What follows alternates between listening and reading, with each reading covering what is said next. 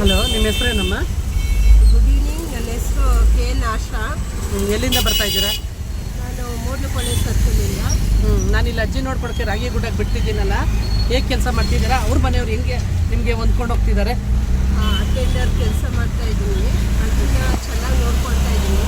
ಅಜ್ಜಿಗೆ ತುಂಬ ಇಷ್ಟ ಆಗಿದೆ. ಸೊ ಲೈಫ್ ಲಾಂಗ್ ನನ್ನ ನೋಡ್ಕೊಳ್ಳಿ ಅಂತ ಹೇಳಿದ್ದಾರೆ.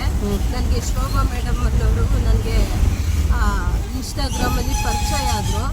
ಅಲ್ಲಿಂದ ನಂಬರ್ ತೊಗೊಂಡು ಅವ್ರಿಗೆ ಕಾಲ್ ಮಾಡಿ ಮೆಸೇಜ್ ಹಾಕಿದ್ದಕ್ಕೆ ಅವ್ರು ಬಂದು ನನ್ನ ಜನತಾ ಬಜಾರ್ ಹತ್ರ ಕರ್ಕೊಂಡು ಅವ್ರ ಮನೆಗೆ ಹೋಗಿ ಕೆಲಸಕ್ಕೆ ಸೇರಿಸಿದ್ದಾರೆ. 1 ತಿಂಗಳಿಂದ ಮಾಡ್ತಾಯಿದ್ದೀನಿ. ಸೊ ನನಗೆ ಅದೇನು ಪೇಮೆಂಟ್ ಇತ್ತು ಪೇಮೆಂಟ್ ಎಲ್ಲ ಕೊಟ್ಟರು. ಮತ್ತು ಜೊತೆಲಿ ಕರ್ಕೊಂಡು ಹೋಗ್ತಾ ಇದ್ದಾರೆ. ನಾನು ಮುಂಚೆ ನೀವೇನು ಕೆಲಸ ಮಾಡ್ತಿದ್ದೀರಾ? ಈ ಅಜ್ಜಿ ನೋಡ್ಕೊಳೋ ಕೆಲಸ ಬಿಟ್ಟು ಬೇರೆ ನಿಮ್ಮ ಪರ್ಸನಲ್ದಾಗ ಏನೋ ಮಾಡ್ತಿದ್ದೀರಲ್ಲ, ಅದ್ರ ಬಗ್ಗೆ ಮಾತಾಡಿ. ನಂದು ಪರ್ಸನಲ್ಲು ನಾನು ಅರ್ಬಲ್ ನ್ಯೂಟ್ರಿಷನ್ ಕಂಪ್ನಿಲಿ ನಾನು ಶೇಕ್ ಆ್ಯಂಡ್ ಅಪ್ರೆಶ್ ಕುಡಿತಾ ವೆಯ್ಟ್ ಲಾಸ್ ಮಾಡ್ಕೊಂಡಿನಿ.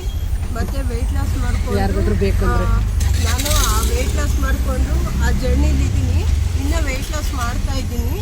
ಸೊ ಹಾಗಾಗಿ ನನ್ನ ಬ್ಯಾಕ್ಗ್ರೌಂಡ್ ಬಂದು ಮನೆ ಕೆಲಸ, ಬೇರೆಯವ್ರ ಮನೆಗೆ ಹೋಗಿ ಮನೆ ಕೆಲಸ ಮಾಡ್ತಿದ್ದೆ ಮುಂಚೆ, ಅರ್ಬಲ್ ಲೈಫಿಗೆ ಬರೋಕ್ಕಿಂತ ಮುಂಚೆ.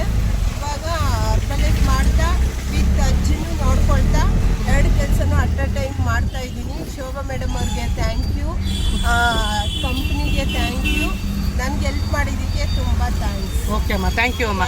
ನೀನು ಚೆನ್ನಾಗಿ ಕೆಲಸ ಮಾಡ್ತಿದ್ಯಲ್ಲ, ನನಗೆ ಅಷ್ಟೇ ಸಾಕು. ಓನರು ನನಗೆ ಒಳ್ಳೆ ಹೆಸರು ಕೊಟ್ಟಿದ್ದಾರೆ, ನಿನ್ನಿಂದನೂ ನನಗೆ ಒಳ್ಳೆ ಹೆಸರು ಸಿಕ್ಕಿದೆ. ಥ್ಯಾಂಕ್ ಯು ಅಮ್ಮ, ದೇವ್ರು ಒಳ್ಳೇದು ಮಾಡಲಿ. ಥ್ಯಾಂಕ್ ಯು ಅಮ್ಮ, ಥ್ಯಾಂಕ್ ಯು, ಥ್ಯಾಂಕ್ ಯು ಅಮ್ಮ, ಥ್ಯಾಂಕ್ ಯು ವೆರಿ ಮಚ್.